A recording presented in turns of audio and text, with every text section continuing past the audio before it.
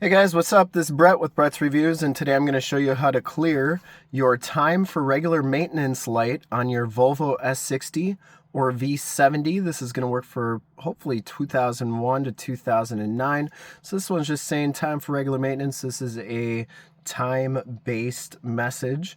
So you're going to be able to clear this by yourself. And what we're going to want to do is we're going to have this on trip 1. So you can toggle between trip 2 and trip 1. And we're going to have it on trip 1. And then what we're going to do is we're going to hold in this button after we turn the car off here. And then we're going to put it to position 2 where it's at right now. And then I'll show you what happens. So we're going to turn the car off. I'm going to press and hold this button. And then I'm going to turn it to 1, 2. Now this will start flashing right there.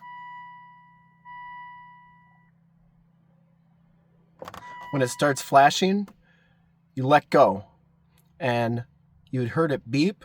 That resets your recommended service message. Now I have some other messages going on here right now, but you can see the time for regular maintenance is now gone. So that's how you do it. Hope that was helpful. And thank you so much for checking out the channel. Remember to like, subscribe, and share, and have a great day.